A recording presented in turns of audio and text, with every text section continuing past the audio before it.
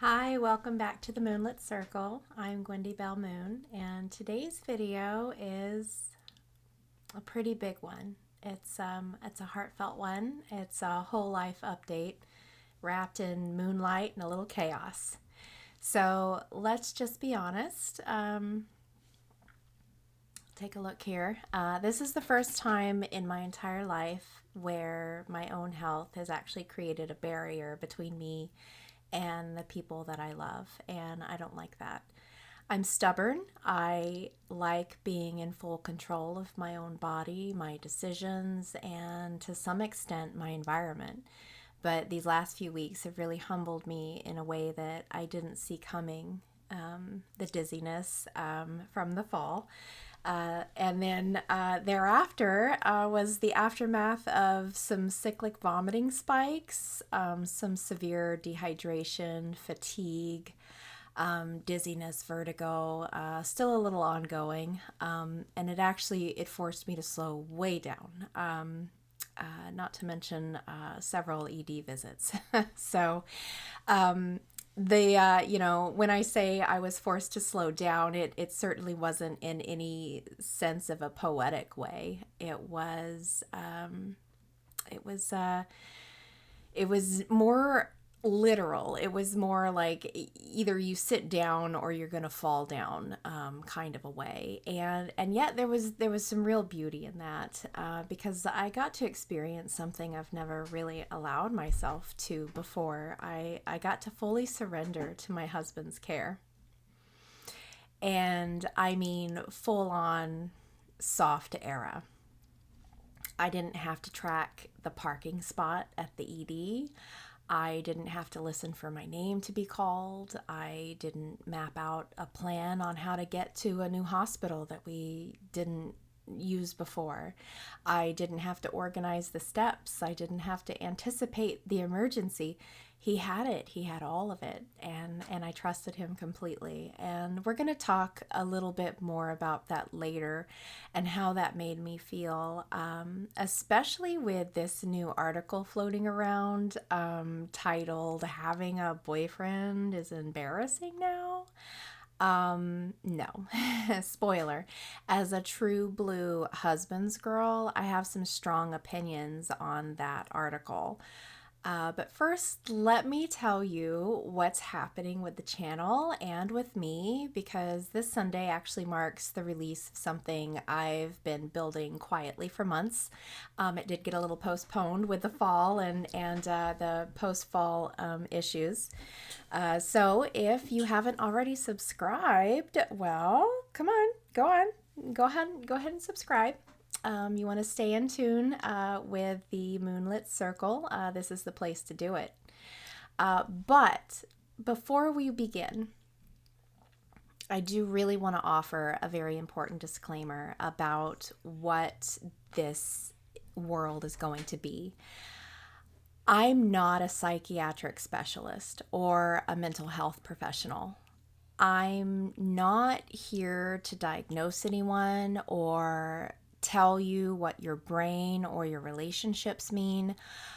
I'm simply sharing my lived experiences, my patterns, my healing, and the reflections that came from being, a human being for the last 45 plus years. Okay, fine, 46. And one more point I'd really like to make is that I'm definitely not here to bash exes or to man hate. I've already made my opinions very clear on failed relationships, and sometimes two people just don't belong together. I'm not here to show you that I was a saint throughout my life and I was just some victim of circumstance, because I certainly have hurt and harmed others in the name of self-preservation, even myself, even harming my own self. So, keep that in mind as we move forward, because on our journey here together, I'll be touching on some pretty hard topics that may be sensitive or activating for some of you. let's go over just a couple of them, like toxic relationship patterns, potential abuse or DV themes, psychological and neurodivergent topics like ADHD, autism, addiction, anger, bullying. We're going to talk about both chronic and situational depression. We're going to talk about bipolar disorder, psychoses, attempted suicides. And if these subjects are tender, raw, or difficult for you to hear, if you're in a place where this kind of content feels very overwhelming for you, I want you to protect your heart first. Truly, I am not the person to watch or follow if these types of topics harm you, your mental or emotional or your spiritual well-being.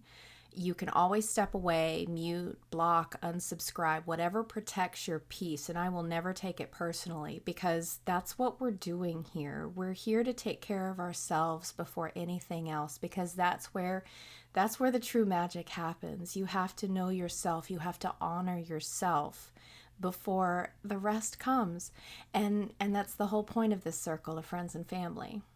So, all right, now that we've made everyone feel seen, and we've made sure that everyone is watching safely and that they are safeguarding their own hearts and minds, let's step into the Moonlit Circle, you guys. Okay, so today I'm officially releasing the full Gwendyverse. This is not just the bits and pieces, it's not the previews, it's the full version. The content ecosystem, the rhythms, the storytelling lanes, the rituals, the videos, the journal posts, the arcs, all of it kind of woven together for the very first time. However, I'm pretty neurotic. I don't know if you guys could tell. So I imagine this won't be the last version or the final version of the Gwendyverse. But with that comes a brand new schedule, and that's going to be beginning on Monday, 11/24, the week of Thanksgiving. Just want to let you guys know there are going to be some changes to when I post, but I'm also going to be bringing you some additional content on top of diving into writing the Look at the Moon series. So without further ado, here's what the rhythm is going to look like, or maybe I'll put it over here. I'm still new to the YouTube thing, so I'm not sure where that's going to show up. But just to go over what we've got is our structure so far is moving forward on Mondays. We're going to have our Monday Moonlit Circle connection, and that's referencing this current Sunday video. So far I've been putting out videos on Sunday. This is the long form weekly episode that we've been having: real talk, life updates, storycraft, magic, behind the scenes with research and self-publishing, a little ritual, a little ceremony. But moving forward, we're going to call this the Monday Moonlit Circle Connection. It's actually going to be filmed on Sundays and released on Mondays, so just FYI. And then on Wednesdays, moving forward, starting next week, I'm going to be releasing a new mini-series called Becoming Gwendie. We'll talk more about that later, but real quick, I'll let you know that the first mini-series topic is going to be titled The Metamorphosis, and I'm going to dive into, it's kind of a memoir style deep dive about my body, my transformation from obesity to today. And everything that shaped me along the way in that journey. So those will be filmed on Tuesdays and released on Wednesdays, and they're going to be a little more short form videos, so we'll talk more about that later in this video. Somewhere in there, I would like to start giving you guys back some feedback from messages that I'm receiving and some posts, and I'll figure out where we're going to land that. That's probably going to be a Moonlit Circle connection topic if I had to guess. But then we're also going to continue with our daily Moonlit Circle journal posts. So each day keeps with its themes Monday through Thursday. Well, let's see, we have Moonlit Mondays, we have Transformation Tuesdays, Whimsical Wednesdays, and Thoughtful Thursdays. And yes, Sunday sky maps are going to stay. Everybody seems to love those the way they are now. It was a little bit too much information in the beginning, a little too technical, but I've pulled back on that and just tried to share with you guys some of the celestial bodies that are kind of intriguing me in the moment and what their symbolism and potential rituals can be. So this schedule actually supports not only my health, but it honors Mr. Moon's days off, and it gives you the highest quality content without, burning me to ash, because I'm also writing some books in my spare time, you may recall. So that's going to be my priority, but I do want to keep you guys up to date on how I'm coming along with that as we go. So that's where we are right now with our Moonlit Circle and kind of what our structure is going to be. Again, super neurotic. I'm probably going to change it, but I won't do that without consulting with you guys first. I want to make sure everybody is here and getting what they need from this group, and I certainly don't want to take something away or change it if it's benefiting people out there. So give me feedback. So please keep this in mind next week, where there's not going to be a video that comes out next Sunday while I continue to heal. But the next long form video for our Moonlit Circle will be released Monday, 11/24, and then there will also be an accompanying Wednesday mini-series thereafter for the Metamorphosis. Okay, let's dive in, guys. Let's talk about what's been happening behind the scenes in real life, because I think this part matters as much as the schedule or the Gwendyverse itself. So these last few weeks have been really the first time my own health has truly created a wall between me and the people that I love. And if you know me, many of you on here do, if you know me, you know I do not like being told what to do. I like being in charge of myself, my direction, my rhythm, and to some extent the whole environment around me. But suddenly I couldn't be. My body said sit down and I had to listen. And what really surprised me wasn't the fear or the frustration, although it was certainly present, you guys. It was the softness that showed up in the middle of all of that, the way I just let myself surrender to my husband's care completely. No battle, no performance, no pretending I was fine. If you knew the women in my long line of of pioneer women in my heritage, you would understand what a complete feat it is for any of us to give ourselves over completely to someone else's control and care. And it's just not something that's been, in us to be able to do, and especially me. And I am my mother's daughter and stubborn my way all the way through life. But the way I just in this moment with this particular bout let myself surrender completely, I realized that I have literally never done that before. Not like this, not to this level of trust. And it made me really think a lot about partnership. Me and Mr. Moon and I talk about partnership quite a lot. Real partnership, the kind where you don't have to audition for affection or prove your worth to someone, the kind where you're not clinging to a fantasy or trying to make someone into your ideal human being, or maybe the kind where you meet someone exactly as they are, not as you hope they will become. That's really what I found with Mr. Moon. People sometimes ask, okay, what's the secret sauce? How did I get them? How did I know? How did I build this kind of relationship after everything that I'd lived through? And truthfully, I don't have a formula. But I do know this. I can tell you guys how we met, and it was raw. When I met him, I had finally figured out who I was, and I had finally dropped the facade.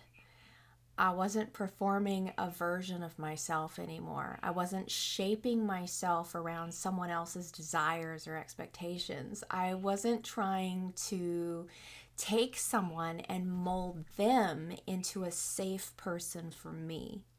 I stopped that. Stop that. If you guys are doing that, stop that. Easier said than done. But I don't know, maybe it came with age. Maybe it came with just a certain level of heartache. But I walked into this relationship with Mr. Moon open, completely open. But not just me being open. I was open to his truth. I was open to who he was, not the person that I wanted to project onto him. I was open really to the reality of what and who he embodied already without me coming in and fixing or changing anything. And he met me there with the same clarity, the same honesty, and the same groundedness. And we started from truth instead of from pretense. From the very beginning, before we even laid eyes on each other, we started with the raw truth. Everything we've built has come from reality instead of, beating away fantasy or the honeymoon period. From two whole people, raw and vulnerable, instead of one chasing and one running. That tends to be what we find out in the wild. And that foundation, that honest, bare-souled beginning is why moments like these, 5 trips to the hospital in 2 weeks, moments where he needed to take the lead and I needed to lean on him, actually felt safe instead of threatening. For the first time in my life, I could let go and feel safe. That's partnership to me now. Not perfection, not fixing each other, but being able to hand your weight over to someone who isn't going to drop it even if their life depended on it. Being able to let go and not, knowing that it's not because you're weak. You're letting go not because you're weak or you failed, but because you're finally with someone strong enough to hold you. And let me tell you, letting myself be held these past couple of weeks it's been a lesson I didn't know I needed. And let me just say this part plainly. Going back to that article about having a boyfriend is embarrassing. This whole wave of man-hating on social media, I get where it came from. I do. There's a lot of pain out there. There's a lot of injustice. But we've got to take it down a notch. Yes, protect yourself. Yes, know who you are. Know your worth. That's the whole point of this. But also, keep yourself open. Having someone who loves you, who shows up for you, who carries the load when you physically can't, that's not embarrassing. That's beautiful. And I needed that softness to heal. Of course, there was also some sense of loss with this recent bout of illness. And, even though it was triggered by the head injury, it nevertheless interfered with plans. And it does hurt that I didn't get to see my son and my granddaughter. I personally canceled their trip because it just, I wasn't going to be able to be with them. I had to heal. I wasn't going to be able to do anything with them, take them anywhere. So I felt I felt obligated to go ahead and cancel that trip, even though I haven't seen them in, I believe, almost a year now. Because the aftermath with the cyclic vomiting, following the fall and the head injury, it was too prominent. I'm just now, upright for a majority of the day. And I just now attempted to drive the car for the first time since this all began. And so I knew it was going to be a rough and slow recovery with as dehydrated and as injured as I was. But it still hurts that I didn't get to see them. So I wanted to send a little message out to my little moon baby. Grammy, we'll see you soon, honey. I'm healing as fast as I can to start making plans to see you as soon as possible. Yesterday we were actually supposed to play mermaids together, so we definitely need to find each other and play mermaids. Grammy, I'll see you soon. Mwah. Now let's get dirty. Just kidding. But let's talk about culture in the world out there. Let's talk about something that's been pretty unexpectedly healing for me, and that's actually watching the joy between Catherine and William over the last few years. Poor Catherine has had a health bout herself, and I think she's on the mend, and good for her. Yes. P.S. I am a shameless royal watcher. But listen, after everything that Princess Di lived through, seeing light bloom again in that family, it really does something to me. I was reminded of a time actually when I saw a recent video of theirs. Believe it was Armistice Day. But I was reminded of when I went to Europe, which was actually right before my bariatric surgery. That was a whole emotional story for another day. That'll probably end up in the mini-series. Traveling Europe as an obese woman is definitely not something that I recommend, but it was definitely an event of a lifetime, and I'll never forget it. But while I was there as a shameless royal watcher, I actually got to see up close and personal the changing of the guard at Buckingham, and let me tell you, oh my God, it was glorious. It was an entire ritual in motion, and I just stood there in awe. It was so powerful. I do recommend it if you guys ever get over there, across the pond. But speaking of rituals and storytelling, let's crack back open another book to film discourse for a second, shall we? The recent revelations in the Blake Lively versus Justin Baldoni case are about as messy as you can get. And now the messiness is between a certain author-producer relationship. And when I say messy, I mean a completely one-sided backstabbing. This case is just nuts. Not very cute, not very ethical, not very demure, if you catch my drift. And definitely not how you honor the people who helped you raise your platform. So last time we established that Blake Lively is a lost cause. Girl, what are you doing? She's already been sent to a little timeout on the dark side of the moon to learn how to reflect her mean girl exoskeleton and work on whatever garden variety issues she's going on about. I don't know that there's much hope for her.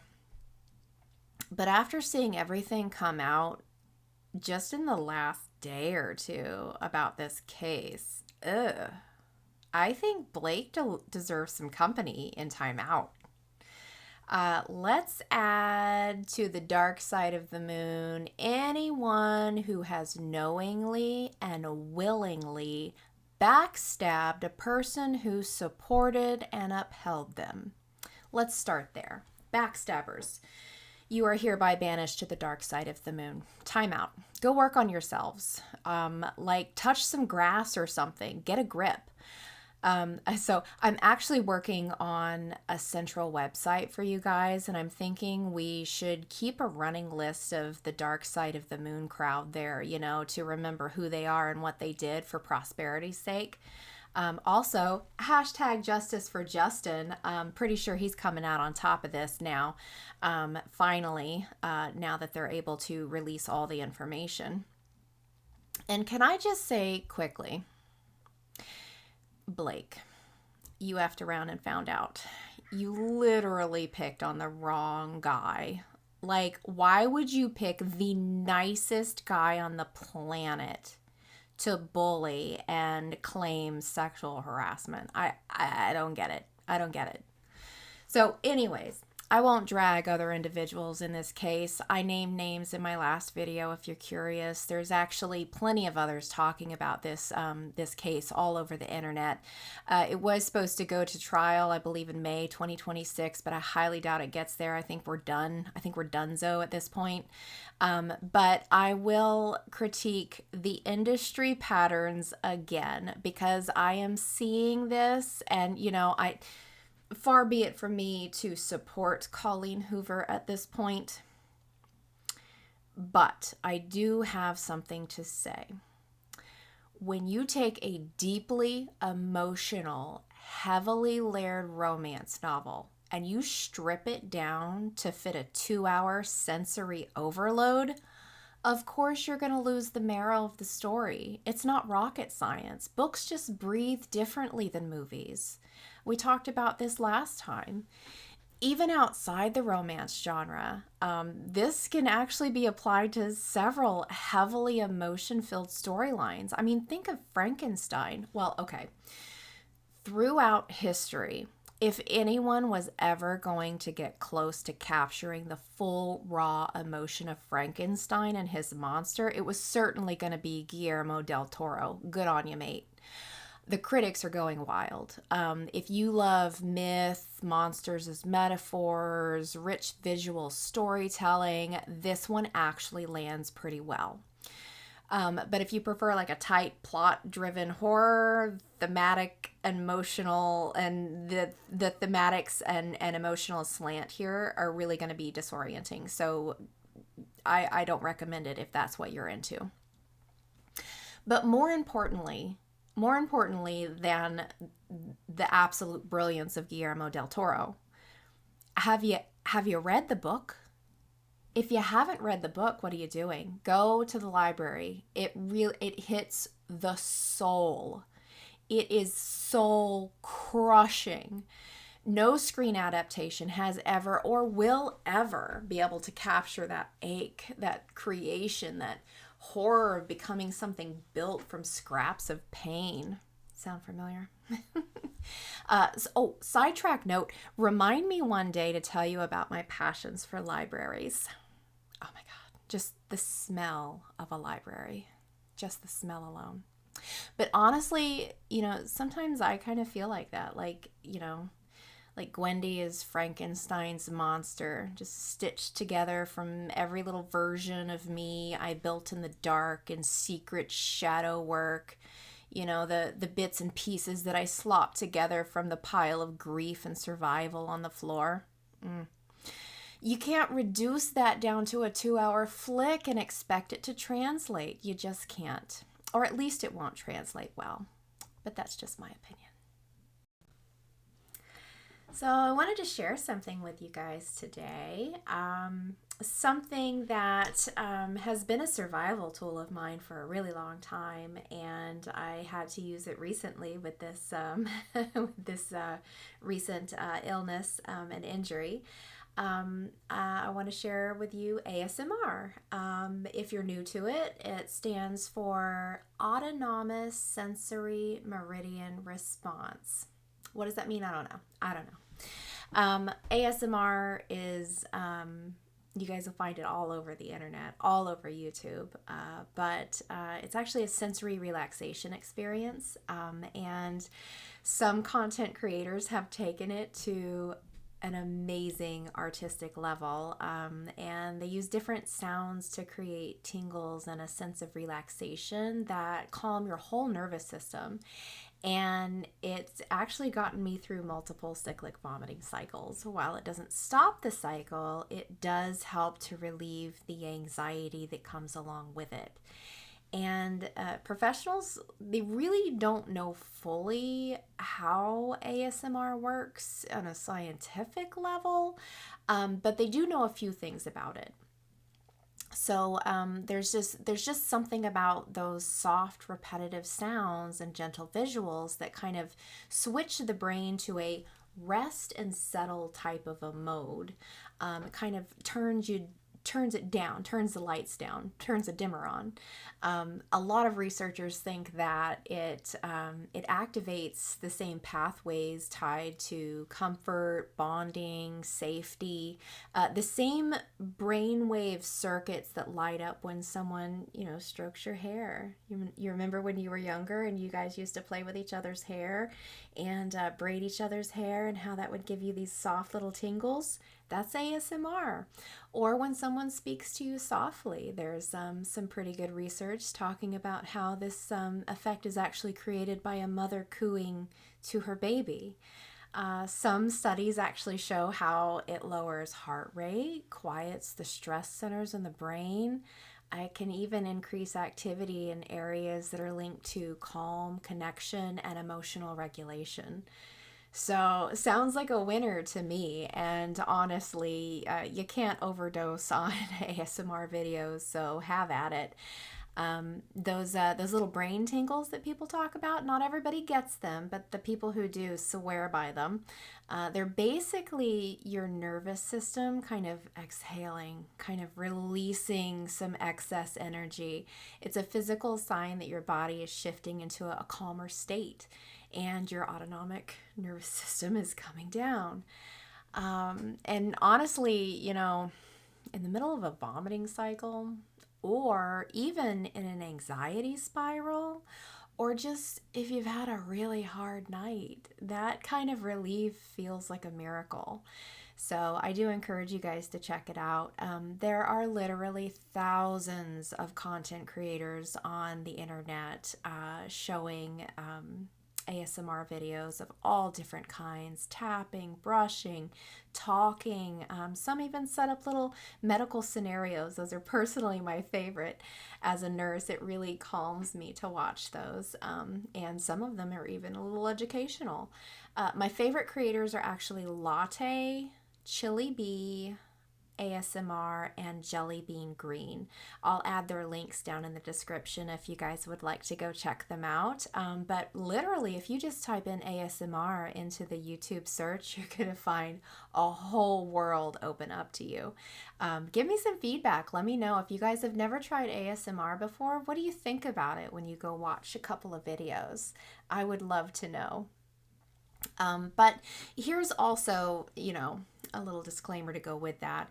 As someone who's newly an empty nester, nearly newly an empty nester, we still got one, and recently unemployed, hashtag midlife crisis 2026. Here we go. I have kind of the privilege to be able to sit here and watch ASMR videos without guilt. But I do understand if you're juggling a job, kids, daily stressors. I'm not here to preach. I can only reflect on what works for me. And honestly, I can easily remember a time when just a quiet 10-minute sit in the bathroom with the door locked and the lights low could actually be like a whole ass therapy session for me. So you do what works for you. But if you are crunched on time and you're interested, I recommend starting one before you go to sleep at night and see how that does to help relax you and drift you off into sleep. So just a thought. So now that I've shared that with you, how about we go a little bit further into the new mini-series anthology that is Becoming Gwendie. This will be a little more real, a little more personable. But I think this is actually going to be my favorite part because Becoming Gwendie isn't just going to be a Wednesday series. This is actually the heart of the entire Gwendyverse. It's who I am. It's what made me. It's what brought us here. So it's, it's the mini series I guess I was born to make. The anthology of, let's see, every version of me that grew or survived or loved or rebuilt or just kept becoming and kept going one foot in front of the other. And for the first time, I feel really ready. I feel ready to share this information.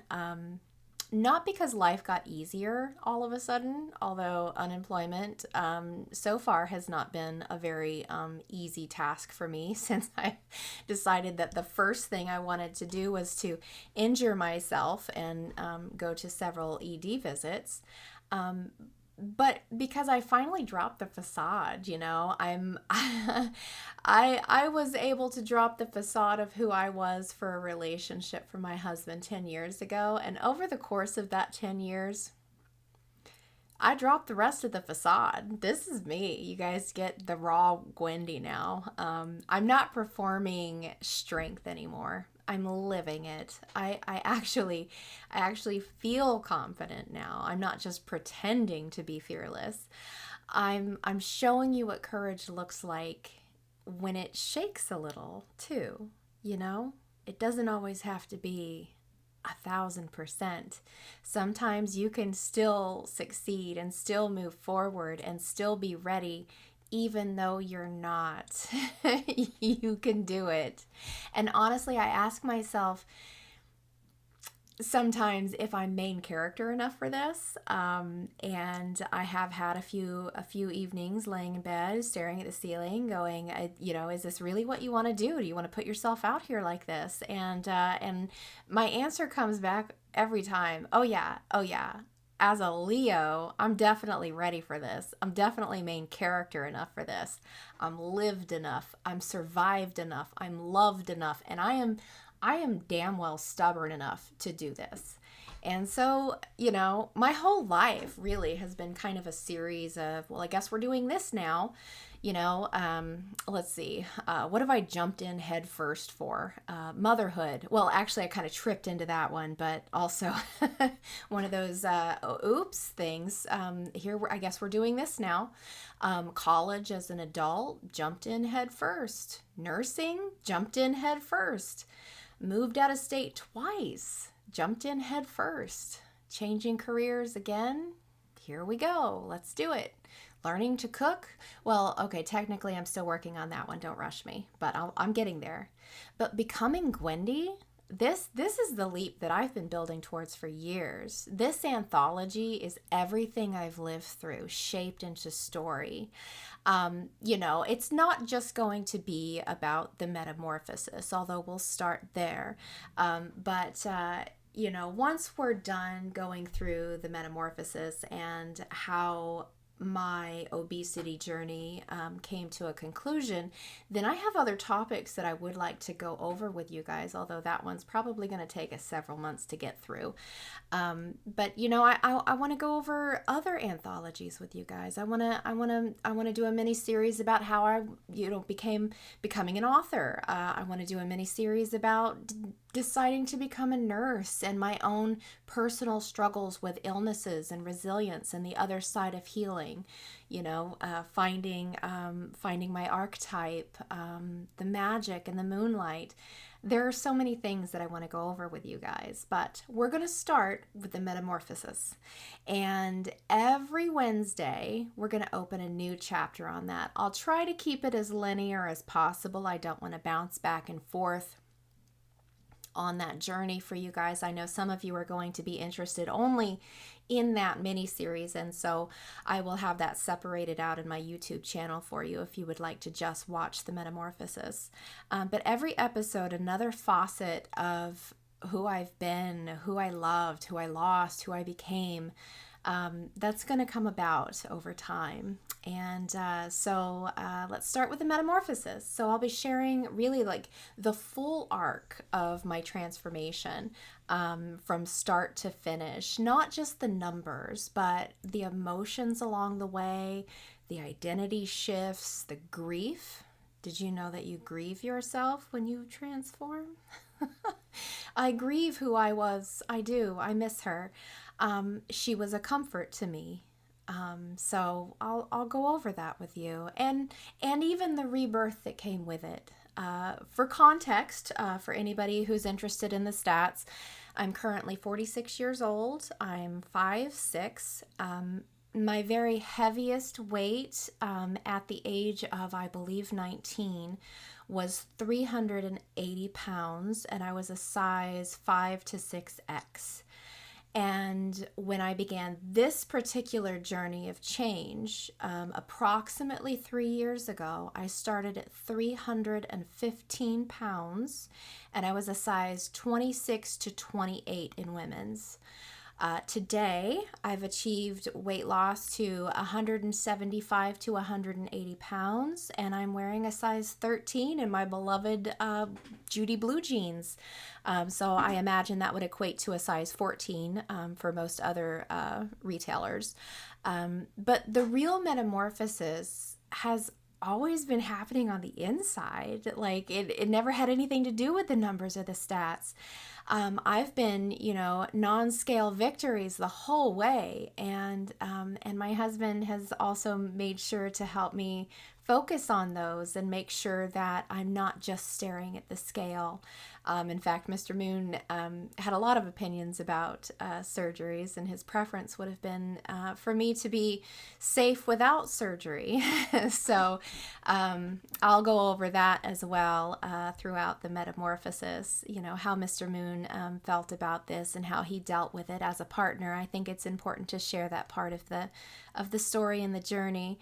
But eventually, the full anthology, the whole miniseries, and the Gwendyverse itself, it's all going to unfold. This isn't just content. This is my testimony. This is my life. This is the story of how I kept finding my way back to myself again and again, in moonlight, in heartbreak, in grit, in love. And now I get to share that with all of you. Thanks for joining me. Okay, so I promised you guys we would keep with the Sunday sky map. So for this week's Sunday sky map, today and actually all day tomorrow, the moon is going to be moving through the Aries constellation, and that is the first little spark of the zodiac, the fire starter, the quiet little ember that says begin again. So Aries is actually... Aries rules the head, which I found funny and ironic.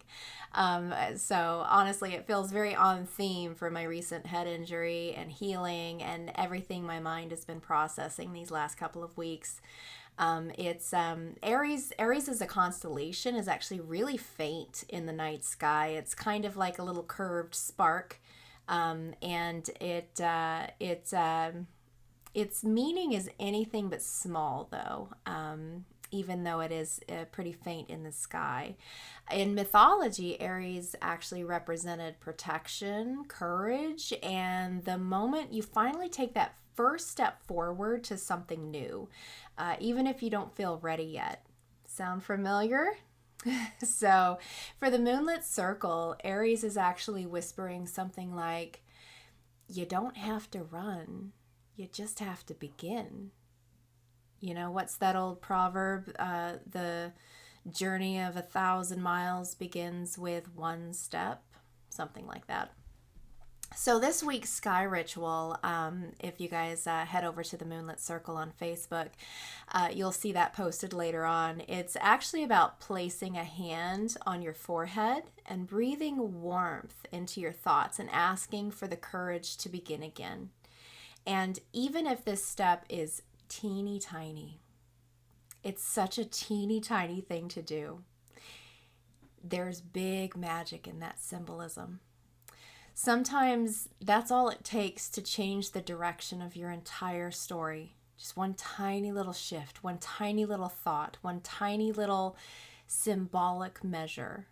So don't forget to check out our Moonlit Circle on Facebook for the full sky map, and it's going to have that sky ritual in there as well. And before we move into this week's blessing, I just want to speak to something that's been sitting heavy on my heart.